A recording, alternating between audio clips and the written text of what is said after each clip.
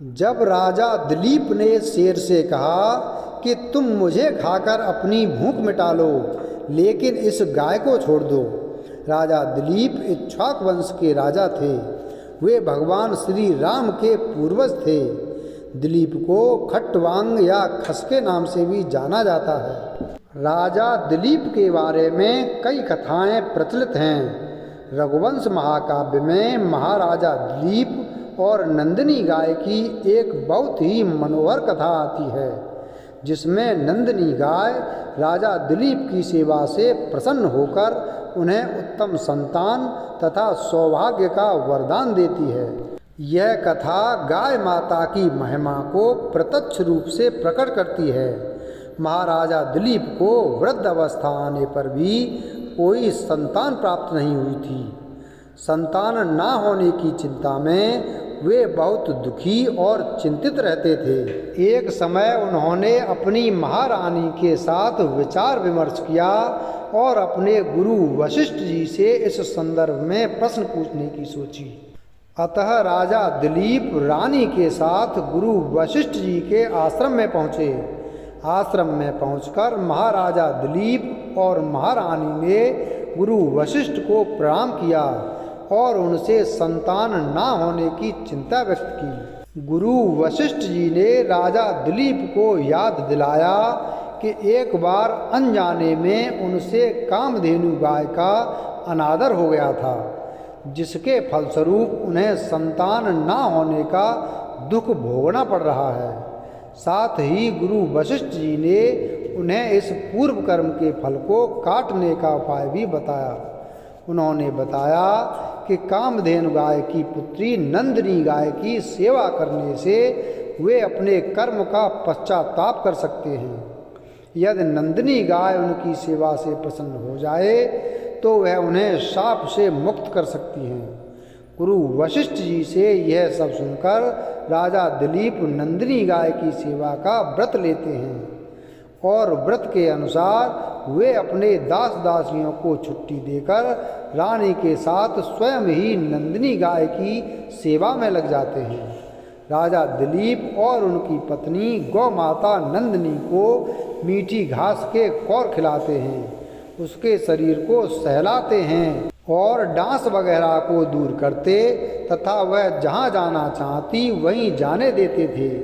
साथ ही वे स्वयं भी उसकी गति का अनुसरण करते थे।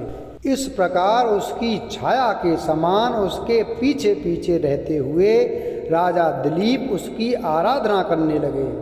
राजा दिलीप के तप का प्रभाव और दया भाव के कारण वन के समस्त स्थावर जंगम जीव मंत्रमुग्ध रहते थे।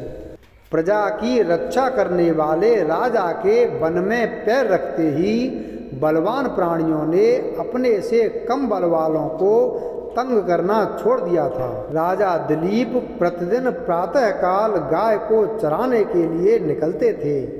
उस समय उनको रानी पहुंचाने जाती थी और सायंकाल जब राजा गाय को लेकर लौटते थे तब रानी दोनों को लेने जाती थी। महाराजा दिलीप संध्या काल में नंदिनी गाय की पूजा अर्चना करके उसे दुहकर नंदिनी जी के सोने के पश्चात सोते और उनके उठने से पहले उठ जाते थे। इस प्रकार राजा दिलीप को सेवा करते हुए 21 दिन बीत गए। तदंतर राजा की भक्ति भावना की परीक्षा करने के लिए मुनि की होमधेनु एक हिमालय की गुफा में, जिसमें कोमल घास उग रही थी, घुस गई। गाय हिंसक पशुओं से सुरक्षित है ऐसा समझकर राजा पर्वत की शोभा देखने में तल्लीन थे। इसी बीच एक सिंह आकर गाय के ऊपर झपटा, जिसका पता राजा को नहीं चल सका। जब राजा को गाय की आर्त ध्वनि सुनाई पड़ी तब राजा की नज़र पीछे गई।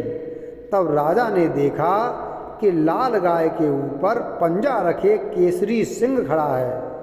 राजा लज्जित हो गए और तरकस में से बाण निकालकर ज्यों ही सिंह पर छोड़ने लगे, तभी उन्हें ऐसा जान पड़ा कि उनका दाहिना हाथ जहाँ का तहाँ रह गया है। मानो मंत्रोषधि के द्वारा उनका सारा बाहुबल नष्ट कर दिया है। राजा की यह लाचारी देखकर सिंह ठहाका मारकर हंसा और बोला, राजा, यह वृथाश्रम क्यों करते हो? मैं सामान्य सिंह नहीं हूँ, बल्कि महादेव का किंकर कुंभोदर हूँ। शिव जी के चरण स्पर्श से पवित्र हुए मेरे शरीर पर तुम्हारे अस्त्र काम नहीं कर सकते, इसलिए यह व्यर्थ प्रयत्न छोड़ दो और घर लौट जाओ। तुम्हें जो काम सौंपा गया था उसे तुम कर चुके हो। तुम्हारी गुरु भक्ति सिद्ध हो चुकी है। जिसकी रक्षा शस्त्र से नहीं हो सकती, उसके बचाने में शस्त्रधारी क्षत्रिय निष्फल हो जाए तो उसमें लज्जा की कोई बात नहीं। इस पर राजा दीनतापूर्वक जवाब देते हैं, हे मृगेंद्र, मैं हिलडुल भी नहीं सकता हूँ, इसलिए मेरा कहना तुम्हें हंसने योग्य भले ही लगता हो, परंतु यह नंदिनी गाय गुरु वशिष्ठ जी की कामधेनु का धन है। अपनी आँखों के सामने मैं इन्हें नष्ट होते हुए नहीं देख सकता, इसलिए तुम मुझ पर कृपा करके मेरा शरीर ले लो और अपनी भूख मिटाओ। कृपया करके महर्षि की इस गाय को छोड़ दो। सांझ होने पर इसका छोटा बछड़ा इसकी राह देखेगा। सिंह राजा को अनेकों प्रकार से समझाता है ताकि राजा अपने निश्चय को बदल दे। सिंह कहता है, यदि तुम भूत दया के वशीभूत हो गए हो तो अपना शरीर प्रदान करके तुम इस एक ही गाय की रक्षा कर सकोगे, लेकिन यदि जीते रहोगे तो हे प्रजानाथ, तुम अपनी प्रजा को पिता के समान सदा संकटों से उबार सकोगे। और यदि तुम्हें अपने गुरु के क्रोध का डर लगता हो तो उनको तुम घड़े जैसे थन वाली करोड़ों गायों को देकर शांत कर सकते हो। इस प्रकार सिंह द्वारा बहुत प्रकार समझाने पर भी राजा पर कोई प्रभाव न पड़ा। वरन राजा दिलीप सिंह से कहते हैं कि जिस प्रकार तुम देवदारू वृक्ष की रक्षा शिव जी की आज्ञा से करते हो, उसी प्रकार मैं अपने गुरु की आज्ञा से इस गाय की रक्षा करता हूँ। इस प्रकार सेवा कार्य करने वाले तुम मेरी सेवा की भावना को क्यों नहीं समझते हो? यदि तुम्हें मुझ पर दया आती हो तो मेरे इस नश्वर शरीर पर क्यों करते हो? मेरा जो अमर यश रूपी शरीर है उसके ऊपर दया करो और इस नश्वर शरीर को तुम खा जाओ। इस नश्वर पिंड पर मेरे जैसे मनुष्य को कोई आस्था नहीं होती। राजा की यह बात सुनकर शेर मन ही मन प्रसन्न होता है और राजा की बात को मान लेता है। इस प्रकार राजा सिंह की भूख मिटाने के लिए उसके चरणों पर अपने शरीर को मांस के पिंड के समान अर्पण कर देते हैं। तभी सिंह के आगे पड़े हुए राजा दिलीप के शरीर पर आकाश से पुष्प वृष्टि होती है और एक धीमी अमृत जैसी मधुर ध्वनि सुनाई पड़ती है। वत्स उठ। राजा दिलीप उठते हैं और सामने देखते हैं कि अपनी जननी के समान वह गौमाता दूध की धार छोड़ती हुई खड़ी है और सिंह अदृश्य हो गया है।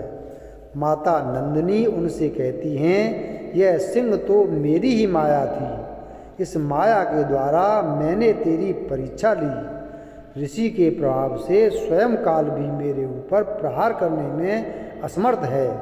राजा की गुरु भक्ति से, सेवा से और दया से प्रसन्न हुई गाय संतान प्राप्ति के लिए उत्सुक राजा को उनका मांगा हुआ वर प्रदान करती है और कहती है, तुम्हारी गुरु भक्ति और दया भाव से मैं प्रसन्न हो गई हूँ। पुत्र, तू वर मांग, मैं केवल दूध ही देती हूँ ऐसा न समझ।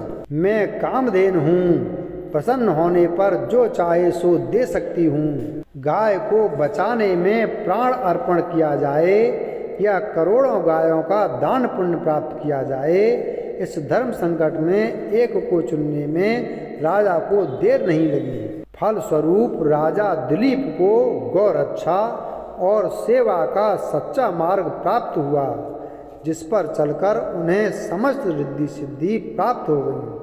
वीडियो अगर पसंद आया हो तो वीडियो को लाइक करें, चैनल को सब्सक्राइब करें और बेल आइकन प्रेस करें। धन्यवाद।